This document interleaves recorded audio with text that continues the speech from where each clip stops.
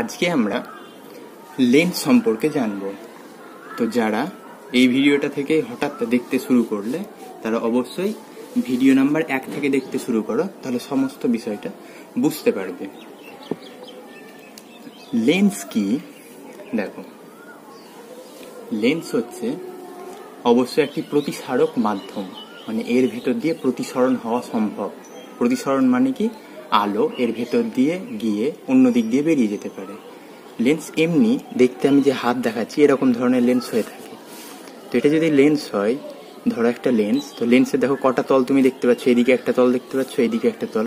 একটা লেন্সের দুটো তল অবশ্যই থাকবে।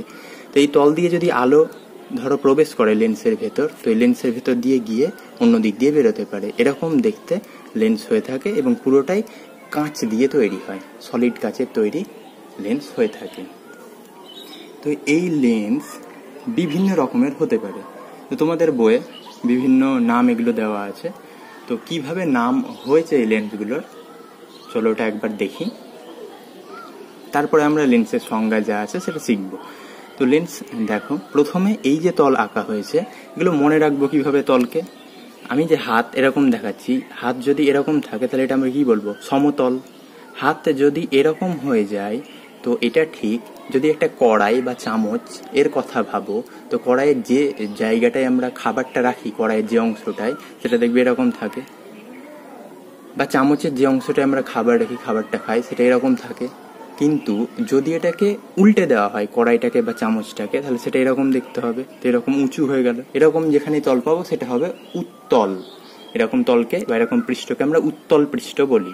আর যদি এরকম পৃষ্ঠ কোথাও পাওয়া যায়, যেটা কি ভেতর দিকে দেখো যেতে হচ্ছে যেন, তো ভেতর দিকে যখনই কোনো জায়গায় আমরা ঢোকার সুযোগ পাবো সেটা হবে অবতল পৃষ্ঠ। আর যখনই দেখবো যে কোনো একটা পৃষ্ঠ উঁচু হয়ে আছে ঢিবির মতো, তাহলে সেটা হবে উত্তল পৃষ্ঠ। আর সমতল মানে তো এরকম থাকবে, একেবারেই প্লেন।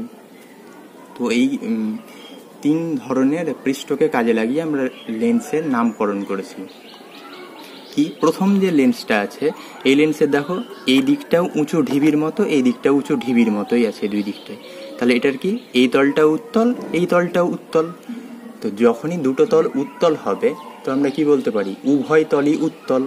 এই তাহলে কি পাওয়া গেল? উভয় তলই উত্তল। তো উভয় তলই উত্তল, এটাকে এরকম ভাবে যদি লিখো, উভ যোগ উত্তল, তাহলে পাওয়া যাবে উভোত্তল। সন্ধি বিচ্ছেদের মতোই, প্রপার সন্ধি বিচ্ছেদ নয়। তো এটা উভোত্তল লেন্স, একে আমরা বলবো। এই যে লেন্সটা আঁকা হয়েছে, এই লেন্সের দেখো একটা তল কেমন? একটা তল প্লেন, পুরোপুরি সমতল, আর একটা তল উঁচু ঢিবির মতো আছে, মানে কড়াই বা চামচের উল্টো দিকটা। তাহলে এর একটা তল উত্তল আর একটা তল সমতল। তোমাদের যে বই, টেক্সট বইয়ে নামগুলো যেভাবে করা হয়েছে সেটা হলো, ডান দিকের পৃষ্ঠের নামটা আগে লেখো, তারপরে বাম দিকের পৃষ্ঠের নামটা লেখো। তো ডান দিকের পৃষ্ঠটা কেমন লিখলে সমতল, বাম দিকের পৃষ্ঠটা কেমন? উত্তল। এই দুটোকে যদি একসাথে লিখি, তাহলে হস্য উকার যেটা হস্য উ আছে সেটা যেন এখানে চলে আসবে। তো এর নাম হয়ে যাবে সমতল, সমতল উত্তল, এরকম টাইপের। এরপরে নেক্সট যেটা আছে, এর ক্ষেত্রে দেখো দুদিকে যে দুটো তল আছে, দুটো তলই কেমন? ভেতর দিকে আমাদেরকে যেন প্রবেশ করতে হচ্ছে, উঁচু ঢিবির মতো আর নেই। তো যখনই ভেতর দিকে প্রবেশ করতে হবে, তখনই সেই তলটা অবতল হবে। তো এর এই দিকটাও অবতল, এদিকেও দেখো আমরা ভেতরে প্রবেশ করার সুযোগ পাচ্ছি, কড়াইয়ের ভেতরটা যেখানে খাবার রাখা হয় বা চামচের ভেতর। তাহলে এটা হবে আমাদের অবতল পৃষ্ঠ, এটাও অবতল পৃষ্ঠ এবং দুই দিকটাই অবতল। তাহলে আমরা বলতে পারি এটাকে উভ অবতল। এটাকে একসঙ্গে লিখলে এরকম হয়, উভাবতল। লাস্টে যেটা আছে এখানে দেখো, এর একটা তল সমতল আর একটাতে ভেতর দিকে ঢোকার আমরা সুযোগ পাচ্ছি, বা কড়াইয়ের ভেতরটা যেখানে খাবার রাখা যায়। তাহলে এর ডান দিকটার নামটা আগে লিখবো। ডান দিকটা কেমন? সমতল। বাম দিকটা কেমন? অবতল। এই দুটোকে যদি একসঙ্গে বলা হয় তাহলে একে বলা হবে সমতলাবতল। এই 4 ধরনের লেন্স শুধু নামের জন্যই প্রযোজ্য। তোমাদের বইয়ে এত ডিটেলস কিছু নেই। যে দুটো লেন্স নিয়ে তোমাদের মেনলি পড়তে হবে তা হলো এই দুটো। তো এখানে এই যে উত্তল লেন্স, এটাকে উভোত্তল না বলে আমরা ছোটভাবে সংক্ষেপে শুধু উত্তল লেন্স বলি, আর এটাকে অবতল লেন্স বলে থাকি। তাহলে লেন্স কি পাওয়া গেল? লেন্সের ক্ষেত্রে দেখো, এই যে দুটো তল, এদিকে একটা তল, এদিকে মানে দুটো তল লেন্সে থাকবে। তবে সেই দুটো তল কেমন কেমন হতে পারে? সমতল হতে পারে, বা উত্তল হতে পারে, বা অবতল হতে পারে। তো এই উত্তল বা অবতল যে তলগুলো আমরা আঁকছি এগুলো অ্যাকচুয়ালি কি, ওটা চলো এবার বুঝি। তাহলে একটা উত্তল লেন্সকে যদি নেওয়া হয়, মানে উভত্তলটাকে উত্তল বলা হয় সংক্ষেপে, তো উত্তল লেন্স দেখতে এরকম হাতটা যেমন করা হয়েছে। তাহলে এই যে উত্তল লেন্সের দেখো এদিকে একটা তল, এইদিকে আরো একটা তল, তো এই যে তলটা পাওয়া গেছে এটা অ্যাকচুয়ালি পাওয়া যায় এদিকে একটা গোলক থাকে, আর এই যে হাতের এই দিকটাতেও একটা গোলক থাকে। এই দুটো গোলক থেকে ধরো দুই দিকে দুটো বল রাখা হয়েছে, দুটো বল থেকে এরকম একটা অংশ কেটে নিলাম, তাহলে সেটাই আমাদের উত্তল লেন্স। তাহলে উত্তল লেন্সের দুটো তল, এটা হলো প্রথম তল, এটা দ্বিতীয় তল। তাহলে এই প্রথম তল যেটা আছে, প্রথম তলটা, এটা প্রথম তল ধরো, আর এটা দ্বিতীয় তল। তো আমরা এটাকে নিয়ে এইদিকে একটা গোলক কল্পনা করতে পারি, আর এটাকে নিয়েও এইদিকে আরো একটা গোলক কল্পনা করতে পারি। তার মানে কি, এই যে দুটো তল আছে উত্তল লেন্সের, সেই তলটা আসলে একটা গোলক, এইদিকে থাকা একটা গোলক আর এইদিকে থাকা একটা গোলক, মানে দুদিকে দুটো গোলক থাকে তার একটা অংশ। তাহলে যদি তোমাকে লেন্সের সংজ্ঞা, লেন্স কি এটা জানতে চাওয়া হয়, লেন্স আসলে কি, লেন্স হচ্ছে দুটোই গলীয় তল হতে পারে, বা একটা গলীয় তল আর একটা সমতল। তার মানে একটি গলীয় তল এবং একটি সমতল, অথবা দুটি গলীয় তল দ্বারা সীমাবদ্ধ, তার কারণ দুটো লেগে আছে তাই সীমাবদ্ধ স্বচ্ছ প্রতিসারক মাধ্যমকে লেন্স বলা হবে। স্বচ্ছ যদি না হয় তাহলে তো আলো যেতেই পারবে না, আর প্রতিসরণ ঘটাচ্ছে, এর মধ্যে দিয়ে আলো গিয়ে প্রতিসৃত হয়, তার জন্য একে প্রতিসারক মাধ্যম বলা হচ্ছে। তো এই হচ্ছে লেন্স। তো লেন্সের ক্ষেত্রে তাহলে এটা যেহেতু একটা গোলকের অংশ, এটাও আরো একটা গোলকের অংশ, তাহলে এই গোলকগুলোর কি থাকবে, এই গোলকগুলির নিশ্চয় একটা কেন্দ্র থাকবে। যেমন বৃত্তের একটা কেন্দ্র থাকে, যে বিন্দুকে কেন্দ্র করে তুমি একটা বৃত্ত আঁকো, কম্পাসটা যেখানে বসাও সেটাই তো কেন্দ্র। একই রকম গোলকেরও একটি কেন্দ্র থাকবে। গোলক মানে ক্রিকেট বল, আর বৃত্ত মানে একটা রিং, আংটি যেমন হয়। তো এই যে গোলক হচ্ছে, গোলকের কেন্দ্র থাকবে, এদিকেও আরো একটি কেন্দ্র থাকবে। এই কেন্দ্রগুলোকে আসলে এই লেন্সটার বক্রতা কেন্দ্র বলা হয়। তাহলে বক্রতা কেন্দ্র কি, লেন্সের দুটি তল যে গোলকের অংশ, সেই গোলকের কেন্দ্রকেই আসলে বলা হয় লেন্সটির বক্রতা কেন্দ্র। তো লেন্সের যেহেতু দুটো তল আছে, তাই আমরা দুই দিকে লেন্সের এই দুটো তলের জন্য দুটো গোলক আঁকতে পারি, তার মানে একটা লেন্সের দুটো বক্রতা কেন্দ্র পাই। এরপরে আমরা বাকিগুলো জানব। এরপরে তাহলে বক্রতা কেন্দ্র কি সেটা জেনে ফেললাম। এখন যদি আমরা প্রথমে এই তলটার কথা ভাবি, তো এই তলটার ক্ষেত্রে ধরো এটা নেই, তাহলে এই তলটার জন্য ব্যাসার্ধ কোনটা হবে, এটা যেহেতু কেন্দ্র, তো কেন্দ্রের সঙ্গে এটাকে তুমি যদি মেলাও তাহলে এটাও হবে ব্যাসার্ধ। অনেকগুলো ব্যাসার্ধ আমরা করতে পারি। যদি আমরা চাই যে এটা যেহেতু লেন্স, তো লেন্সের উপরেই ব্যাসার্ধটাকে দেখাতে, তাহলে কি হবে, এটা হবে যেন আমাদের ব্যাসার্ধ। তো তুমি ব্যাসার্ধ এটাকেও দেখাতে পারো, এটাও এই লেন্সটার বক্রতা ব্যাসার্ধ, বা এটা বক্রতা ব্যাসার্ধ। এই তলের জন্য তাহলে বক্রতা ব্যাসার্ধ পাওয়া গেল এতটা। যদি আমরা এই তলটার কথা ভাবি, তাহলে এই তলটাকে এখন ঢেকে দিব। তো এই তলটাকে যদি ঢেকে দেওয়া হয়, তাহলে এইদিকে আরো একটা গোলক আছে, তো এই গোলকের কেন্দ্র তো এটা, তাহলে এর ব্যাসার্ধ কেমন হতে পারে, এরকম হতে পারে বা এরকম হতে পারে, এগুলো সবই এই গোলকের ব্যাসার্ধ। কিন্তু আমরা যদি এরকম ভাবে দেখাতে চাই, তাহলে এটা যেন হবে আমাদের বক্রতা ব্যাসার্ধ। তাহলে এটা হলো এই গোলকটার বক্রতা ব্যাসার্ধ, আর এটা হলো এই গোলকের বক্রতা ব্যাসার্ধ। তাহলে একটা লেন্সের দুটো বক্রতা ব্যাসার্ধ থাকে। দর্পণের ক্ষেত্রে কিন্তু একটাই বক্রতা ব্যাসার্ধ ছিল, তার কারণ দর্পণ একটা মাত্র তল ছিল আর একটাই গোলক ওখানে আঁকা যেত। এখানে দুটো তল আছে, তাই দুদিকে আমরা দুটো গোলক আঁকতে পারছি, তাই দুটো বক্রতা ব্যাসার্ধ পাওয়া যাচ্ছে। তাহলে বক্রতা ব্যাসার্ধ দেখানোর জন্য আমরা যে কোনো লাইনকে ইউজ করতে পারি এরকম করে, সবই এগুলো বক্রতা ব্যাসার্ধ বোঝাচ্ছে। পাশে যদি একটা ছোট আরো একটা লেন্স আঁকা হয়, তাহলে কি শিখলাম, লেন্সের এইদিকে একটা গোলক থাকে আর এইদিকে আরো একটা গোলক থাকে। প্রথম দিকে যেটা আছে সেই বক্রতা ব্যাসার্ধকে আমরা C1, এটা পরে আছে তাই এটাকে C2 নাম দিলাম। এখন C1 আর C2 কে যদি মিলিয়ে দেওয়া হয়, তবে যে আমরা একটা সরলরেখা পাচ্ছি, এই সরলরেখাকে বলা হয় এই লেন্সের প্রধান অক্ষ। এটা খুব গুরুত্বপূর্ণ একটা সংজ্ঞা। প্রধান অক্ষ তবে কাকে বলে? একটি লেন্স যে দুটি গোলকের অংশ, সেই দুটো গোলকের বক্রতা কেন্দ্র তুমি প্রথমে খুঁজে বের করো। বক্রতা কেন্দ্র খুঁজে বের করার পর সেই কেন্দ্র দুটোকে একটা রেখা দিয়ে মিলিয়ে দাও, সরল রেখা দিয়ে। তবে যে সরল রেখাটা পেলে তাকেই বলা হবে এই লেন্সটার প্রধান অক্ষ। তাহলে আমরা 3টে সংজ্ঞা শিখলাম লেন্সের। এগুলো কি? যেমনটা বলেছিলাম, একটা ধরো গাছ আছে, তো গাছের কি কি থাকে? গাছের ফুল, ফল আর পাতা থাকে। এই রকম ভাবে এখন যেমন আমরা লেন্স পড়ছি, তো লেন্সেরও তো এরকম কয়েকটি অংশ থাকবে নাকি, আলাদা আলাদা জায়গার আলাদা আলাদা কিছু নাম থাকবে। যেমন গাছের ক্ষেত্রে ফুল, ফল, পাতা ছিল, সেরকম লেন্সের ক্ষেত্রে এগুলোই হচ্ছে কি? বক্রতা কেন্দ্র, বক্রতা ব্যাসার্ধ আর প্রধান অক্ষ। এরপরে যে সংজ্ঞা, যা কিনা পরীক্ষায় বারবার আসে, আলোক কেন্দ্র। তো সেটা আমরা একটু ইন্টারেস্টিং ভাবে বোঝার চেষ্টা করি। আলোক কেন্দ্র কি জিনিস? বিচ্যুতি তো তোমরা এর আগেই বুঝেছো। বিচ্যুতি কি? বিচ্যুতি মানে কি? আলো কোন দিক দিয়ে যাওয়ার কথা ছিল আর আলো শেষমেশ কোন দিক দিয়ে গেছে, এদের মাঝে যে কোণটা হয় তাদেরই আমরা বিচ্যুতি কোণ বলি। একবার দেখে নাও বিচ্যুতি কোণ ব্যাপারটা কি। এটা ধরো অভিলম্ব, এখানে আলো এসে পড়লো, এটা একটা মাধ্যম, এটা আরো একটা আলাদা মাধ্যম। এটা ধরলাম বাতাস আর এটা ধরলাম কাঁচ, কাঁচ মানে গ্লাস। তো যখন এরকম আলো আসে তো এইভাবে যাওয়ার কথা, কিন্তু যেহেতু এটা ঘন, এটা বাতাস লঘু আর ঘন মাধ্যম, তাই এ অভিলম্বের এদিকে যাওয়ার কথা, এদিকে না গিয়ে কি হয়, এখান থেকে অভিলম্বের দিকে সরে যায়। তো অভিলম্বের দিকে সরে গেল, তার মানে তখন আমরা কি বলি? রশ্মিটা যাওয়ার কথা কোন দিক দিয়ে ছিল? তুমি বললে এই দিক দিয়ে রশ্মি যাওয়ার কথা ছিল। রশ্মি গেছে কোন দিক দিয়ে? এই দিক দিয়ে গেছে। রশ্মি যাওয়ার কথা এদিকে ছিল, রশ্মি গেছে এদিকে, তাহলে কতটা কোণ ও সরে গেছে? তখন আমরা বলি এই কোণটা ও যেন সরে গেছে। এটাকে আমরা বিচ্যুতি কোণ বলে থাকি। একই রকম ভাবে এই ব্যাপারটাই আমরা আলোক কেন্দ্রের সংজ্ঞায় কাজে লাগাবো।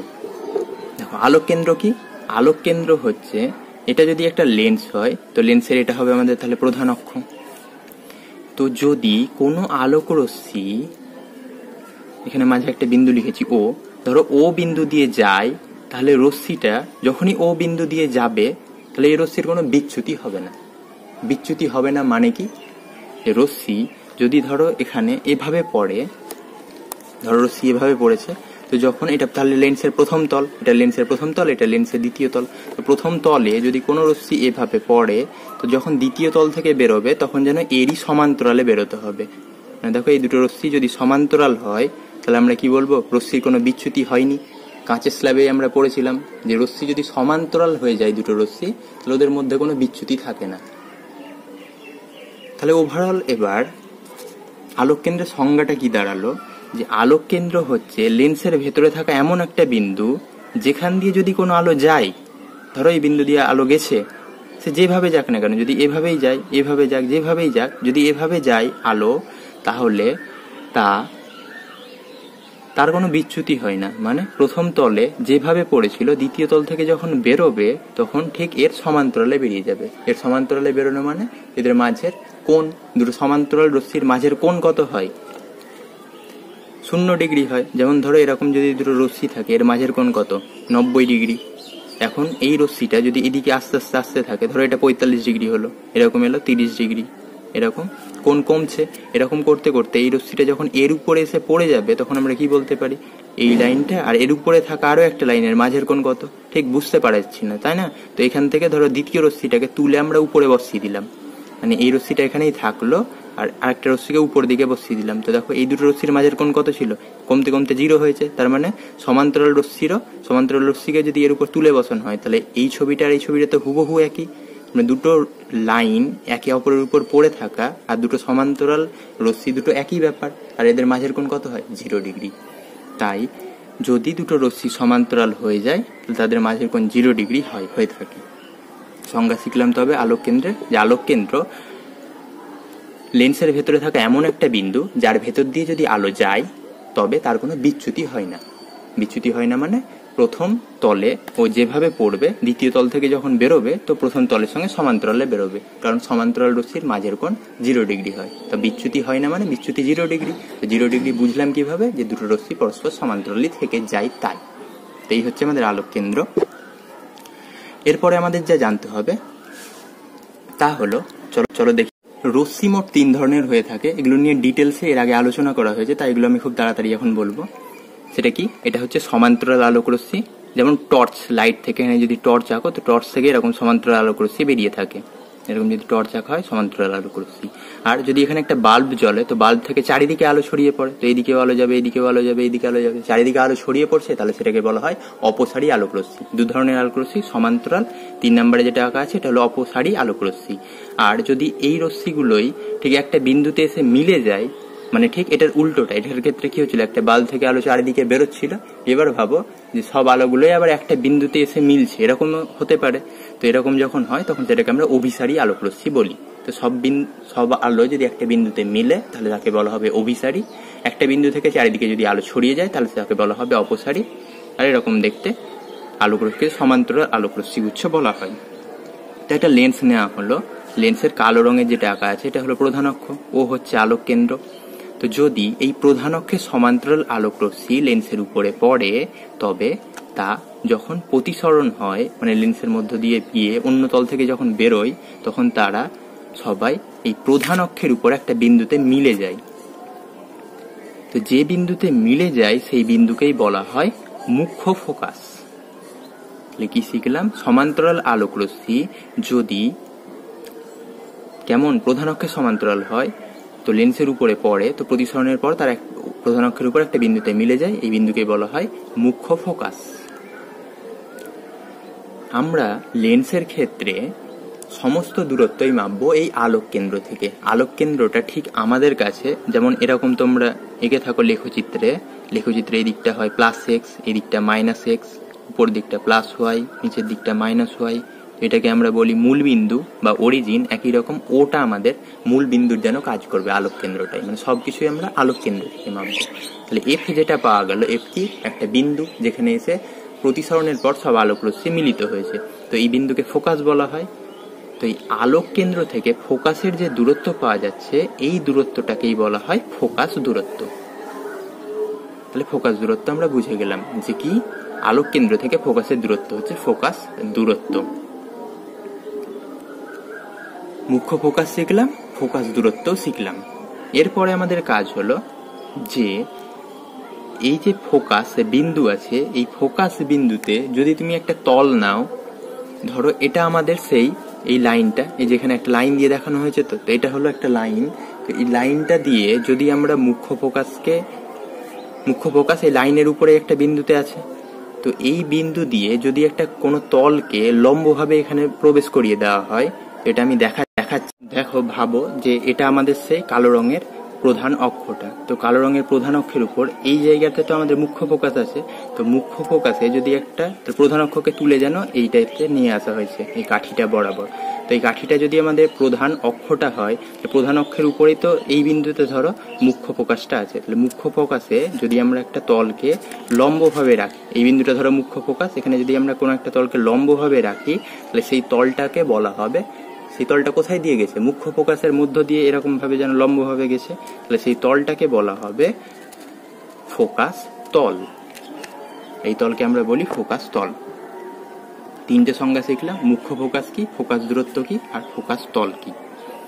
কিন্তু এখন যেগুলো শিখলাম, এই যে প্রধান অক্ষের সমান্তরাল আলোক রশ্মি গেলে তা প্রতিসরণের পর একটা বিন্দুতে মিলিত হয়, এগুলো কিন্তু মোটে আমাদের মনে রাখতে হবে না, এগুলো সব আমরা শিখতে পারবো। দেখো কিভাবে, আগের দিন আমরা, তাই এই হচ্ছে আমাদের ফোকাস তলটা, যেটা যদি মুখ্য ফোকাস হয় তাহলে তার সঙ্গে লম্ব হবে এই তলটা আছে, তাহলে এটা হবে আমাদের ফোকাস তল।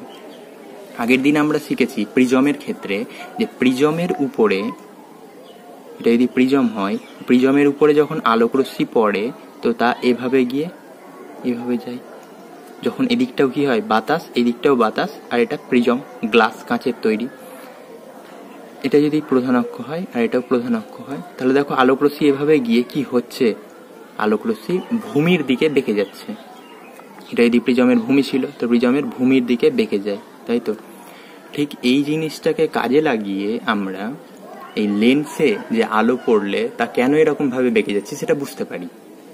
দেখো, তার লেন্সকে এবার আমরা ভেঙে বুঝবো।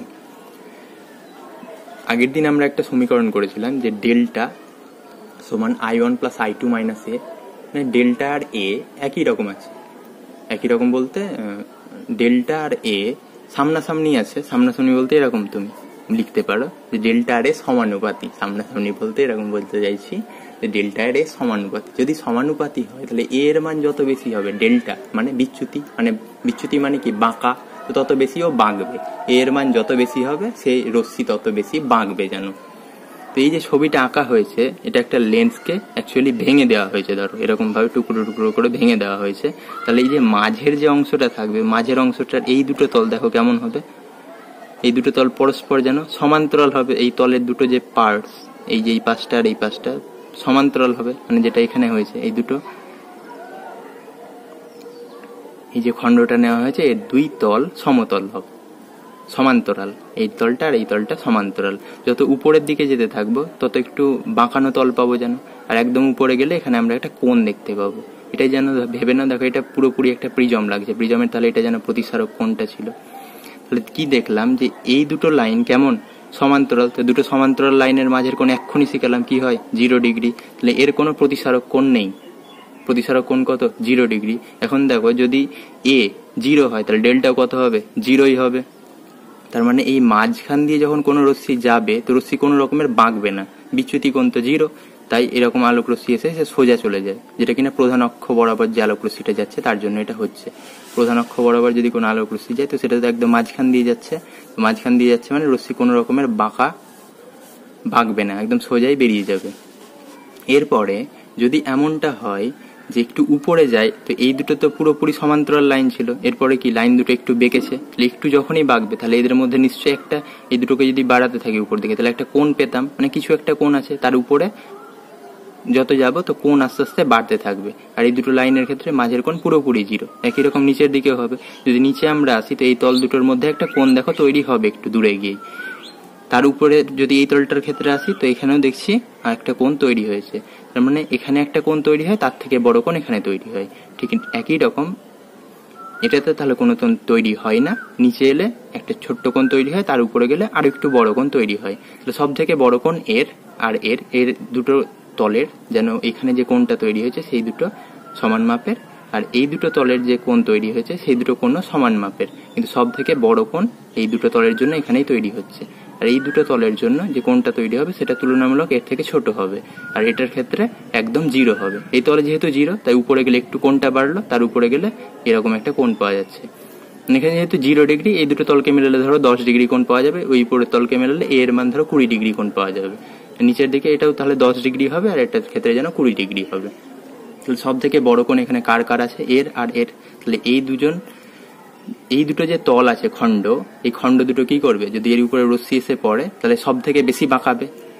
তার জন্য এখানে যে রশ্মিটা এসছে দেখো সব থেকে বেশি বেঁকেছে, এখান থেকে এতটা বেঁকে গেছে। এইভাবে যাওয়ার কথা ছিল, যদি এর কোনো তল না থাকতো তাহলে সমান্তরাল এইভাবে চলে যেত রশ্মি এরকম ভাবে। তাহলে এইভাবে যাওয়ার কথা ছিল, কিন্তু এখান থেকে এতটা যেন বেঁকে গেছে। একই রকম এটার ক্ষেত্রে এইভাবে যাওয়ার কথা ছিল, এতটা যেন বেঁকে গেছে। এর পরের যে তল আছে, মানে ধরে নাও এটারও 10 ডিগ্রি কোণ তৈরি করেছে, এও 10 ডিগ্রি কোণ হয়েছে, তো তুলনামূলক দেখো এইভাবে যাওয়ার কথা ছিল, এইটুকু বেঁকেছে। এখানে যে কোণটা তৈরি হচ্ছে সেই কোণটা তুলনামূলক কম, এই যে কোণটা। কিন্তু আগেরটার ক্ষেত্রে দেখো কোণটা এখানে কত অনেক বেশি কোণ তৈরি হয়েছে। এই দুটোর ক্ষেত্রে একই রকম। তাহলে এদের কোণ যেহেতু কম তাই তুলনামূলক কম বাঁকিয়েছে এই দুটো তল। এটার ক্ষেত্রে কোণ পুরোপুরি 0, তাই কোনো রকমের কিছুই বাঁকাতে পারেনি, মানে রশ্মি যেভাবে এসছে ঠিক সেভাবেই দেখো চলে গেছে। আর আগেরগুলোর ক্ষেত্রে এইভাবে এসছিল, এইভাবে যাওয়ার কথা ছিল, কিন্তু অ্যাকচুয়ালি গেছে এভাবে। তাহলে এতটা কোণে বাঁকিয়েছে। কেন বাঁকাতে পেরেছে? তার কারণ এর যে এর মান, যেটা কিনা আমি বলেছি যে 20 ডিগ্রি ধরো বেশি, এর মান 10, তাই একটু কম বাঁকিয়েছে। এর পুরোপুরি 0, তাই কিছুই বাঁকাতে পারেনি। এভাবে আমরা মনে রাখতে পারি যে অ্যাকচুয়ালি উত্তল লেন্সের ভেতরে যে আলোক রশ্মি যাচ্ছে তা কিভাবে হচ্ছে এই ছবির সাহায্যে। সেটা যদি জটিল লাগে তবে আমরা সেটা অন্যভাবেও বুঝতে পারি, অত জটিলতা ছাড়াই। সেটা কি, যে প্রিজমের ক্ষেত্রে যদি রশ্মি এভাবে পড়ে তবে তা কি হয়, যদি যখন এই দুই দিকটা বাতাস থাকে আর এটা কাঁচ থাকে, তো প্রিজম কোথায় আছে? প্রিজমের যে মাধ্যম সেটা তো প্রিজম কি দিয়ে তৈরি? কাঁচ দিয়ে, যার প্রতিসরাঙ্ক বায়ুর প্রতিসরাঙ্কের থেকে বেশি, মানে এটা ঘন মাধ্যম আর দুই দিকে আছে লঘু মাধ্যম। মানে প্রিজমটা যখন বাতাসে রাখা হয় তো আমরা বলতে পারি প্রিজমের দুপাশে কি আছে? লঘু মাধ্যম আছে। আর প্রিজম তৈরি হয়েছে যে মাধ্যমটা দিয়ে, মানে কাঁচ দিয়ে, যে মেটেরিয়ালটা দিয়ে, সেটা ঘন। তো এটার ক্ষেত্রে রশ্মির গতিপথ কেমন হয়? রশ্মির গতিপথ দেখো কেমন দেখানো হয়েছে, এরকম হয়, এইভাবে যায় রশ্মি, এভাবে গিয়ে এইভাবে আসে। তো রশ্মির গতিপথটা হচ্ছে কি, এটা প্রিজমের ভূমি, মানে রশ্মি এভাবে পড়লে যেমন ভাবে রশ্মি পড়ুক না কেন শেষমেশ ও কি হচ্ছে, ভূমির দিকে দেখো বেঁকে যাচ্ছে। এটা যদি ভূমি হয় তো ভূমির দিকে বেঁকে যায়। কি শিখলাম এখান থেকে? যদি প্রিজম তার থেকে কোনো লঘু মাধ্যমে থাকে তাহলে রশ্মির গতিপথ প্রিজমের মধ্য দিয়ে ভূমির দিকে বেঁকে যাবে। এটা প্রথম পয়েন্ট। তো এটাকে কাজে লাগিয়ে দেখো আগে যেটা বুঝলাম সেটাকে আমরা ব্যাখ্যা করতে পারি। সেটা কি, এই যে পুরো উত্তল লেন্স আছে এটাকেই তো টুকরো টুকরো করে ভাঙা হয়েছে। তো এই উত্তল লেন্সের ক্ষেত্রে এই যে উপরে উপরে কি তৈরি হয়েছে, এটা একটা ছোট্ট প্রিজম। তো এর উপরে যদি আলোক রশ্মি পড়ে তাহলে তা কি হবে? নিশ্চয়ই এই প্রিজমটা যেটা আছে তার প্রিজমের ভূমি কোনটা? এটা। তাহলে প্রিজমের উপর যখন কোনো আলোক রশ্মি পড়ছে তাহলে সে কোন দিকে বাঁকবে? ভূমির দিকে। দেখো এটাই হয়েছে যে রশ্মি এইভাবে যা না গিয়ে কোন দিকে বেঁকে গেছে, এটা যদি প্রিজমটার ভূমি হয় তো দেখো ভূমির দিকে বেঁকে গেছে। এটার ক্ষেত্রেও এটা একটা প্রিজম, তাহলে এটাও ভূমির দিকে বেঁকে গেছে। মনে হতে পারে এটা কিভাবে প্রিজম, তো এটাকে যদি বাড়ানো হয় তো এটাও একটা কোণ তৈরি করবে, কিন্তু তাই এটাও একটা প্রিজম। কিন্তু এটা যেটা, এটা পুরোপুরি একটা কি কাঁচ ফলক হয়ে গেছে, সাধারণ কাঁচ ফলক। তাই এটা দিয়ে আলো যেটা এসছে সেটা সোজাসুজি বেরিয়ে গেছে। কাঁচ ফলকে আমরা জানি আলো সোজাসুজি বেরিয়ে যায়, এটা আমরা আগেই প্রমাণ করেছিলাম, মানে রশ্মির কোনো বিচ্যুতি হয় না। তো এই দুটোতে যা হচ্ছে ঠিক একই জিনিস, এটার মতোই তো এই কাঁচের টুকরোটা। তাহলে এটা আর এটা একই রকম আচরণ করেছে, আর এটা একই রকম আচরণ করেছে। ওভারঅল যা শিখলাম, প্রিজমের ক্ষেত্রে আলোক রশ্মি ভূমির দিকে বেঁকে যায়। তো এটার ক্ষেত্রে দেখো আলোক রশ্মি কি হয়েছে, এইভাবে যাওয়ার কথা ছিল, এভাবে না গিয়ে ভূমির দিকে বেঁকে গেছে। এই একইভাবে আমরা অবতল লেন্সকেও ব্যাখ্যা করতে পারি। অবতল লেন্সের ক্ষেত্রে অবতল লেন্সকে যদি টুকরো টুকরো করে ভাঙা হয় তাহলে এটা এরকম বা এরকম দেখতে হবে। তো এক্ষেত্রেও দেখো মাঝে যেটা থাকবে সেটা সাধারণ একটা কাঁচ ফলক হয়ে গেছে। সাধারণ কাঁচ ফলকের ভেতর দিয়ে যদি আলো পড়ে তো যেভাবে, যদি লম্বভাবে আলো পড়ে তো যেভাবে এসেছিল ঠিক সেইভাবেই ও চলে যাবে। তার কারণ এটা আমরা আগের যে ভিডিও তাতে আমরা পড়েছিলাম। এটার ক্ষেত্রে এটা যদি একটা প্রিজম হয় তো প্রিজমের দেখো এটা হলো ভূমি, এটার ক্ষেত্রে এটা হলো প্রিজমের ভূমি। তাহলে তার জন্যই আলোক রশ্মি এই দিকে আসার পর কোন দিকে বেঁকে গেছে, এটা যদি ভূমি হয় তো ভূমির দিকে বেঁকে গেছে, এটাও ভূমির দিকে বেঁকে গেছে। এটার ক্ষেত্রেও এটা নিচের দিকটা ভূমি, এটাও নিচের দিকটা ভূমি, তাই ভূমির দিকে যেন বেঁকে গেছে।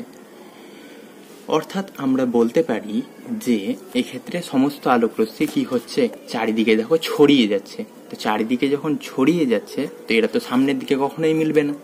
তো সামনের দিকে যখন মিলছে না তখন এই রশ্মিগুলোকে, মানে প্রতিসৃত রশ্মি, এটা এটা এগুলো তো সব প্রতিসৃত রশ্মি, প্রতিসৃত রশ্মিগুলোকে আমরা পিছনের দিকে বাড়াবো। যখন সামনে কোনো কিছু না মিলে তো পিছনের দিকে আমরা বাড়িয়ে অবশ্যই দেখি যে পিছনে কি মিলতে পারে। এক্ষেত্রে দেখছি হ্যাঁ পিছনে এরা একটা বিন্দুতে মিলে যাচ্ছে। তো যে বিন্দুতে মিলছে এটাকেই বলা হয় এই অবতল লেন্সের ফোকাস। উত্তল লেন্সের ক্ষেত্রে ফোকাস কোন দিকে ছিল, এই দিকটাই ছিল, একবার দেখিয়ে দিই। দেখো উত্তল লেন্সের ক্ষেত্রে কিন্তু ফোকাস ছিল এইখানে, মানে লেন্স থেকে ডান দিকে। আর অবতল লেন্সের ক্ষেত্রে ফোকাস কোন দিকে পেলাম, অবতল লেন্সের ক্ষেত্রে ফোকাসটা পেলাম লেন্স থেকে বাম দিকে।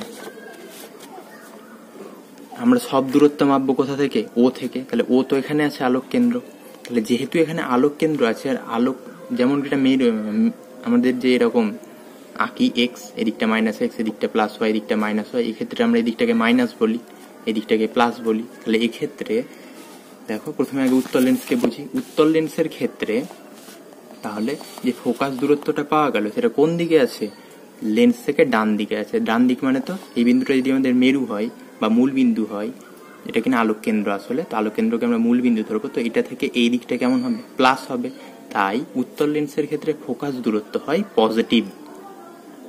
আর অবতল লেন্সের ক্ষেত্রে দেখো ফোকাসটা কোথায় আছে, অবতল লেন্সের ক্ষেত্রে ফোকাস আছে এখানে। তো এখানে যদি ফোকাস থাকে এটা তাহলে আলোক কেন্দ্র, তাহলে আলোক কেন্দ্র থেকে ফোকাসের যে দূরত্ব এটাকেই তো আমরা ফোকাস দূরত্ব বলি। তাহলে ফোকাস দূরত্ব যেহেতু বাম দিকে আছে তাই বাম দিকে থাকলে সেটা তো নেগেটিভ হয়, তাই এক্ষেত্রে ফোকাস দূরত্ব নেগেটিভ হবে।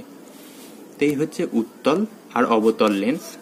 কি শিখলাম এখানে, যে উত্তল লেন্সের ক্ষেত্রে প্রধান অক্ষের সমান্তরাল আলোক রশ্মি পড়লে প্রতিসরণের পর তারা একটা বিন্দুতে মিলে যায়, আর এই বিন্দুকে বলা হয় ফোকাস। আলোক কেন্দ্র থেকে এই দূরত্বকে বলা হয় ফোকাস দূরত্ব। এটা যেহেতু মূল বিন্দু থেকে ডান দিকে আছে তাই এটা প্লাস হবে, যেমনটা আমাদের এই ছবিতে হয়ে থাকে।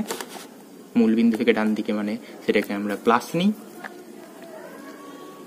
আর অবতল লেন্সের ক্ষেত্রে যদি প্রধান অক্ষের সমান্তরাল আলোক রশ্মি পড়ে তবে তা এরকম ভাবে ছড়িয়ে যাচ্ছে, মানে একটা বিন্দুতে যদি পিছনের দিকে মেলায় তাহলে মিলছে। তো এই বিন্দুটাকে বলা হবে অবতল লেন্সের ফোকাস, এবং ও থেকে মানে আলোক কেন্দ্র থেকে ফোকাসের এই দূরত্বকে বলা হবে ফোকাস দূরত্ব, এবং এটা যেহেতু বাম দিকে আছে তাই নেগেটিভ হবে। ভালো করে খেয়াল করো, অবতল লেন্সে তাহলে কি হচ্ছে, আলো চারিদিকে ছড়িয়ে যাচ্ছে।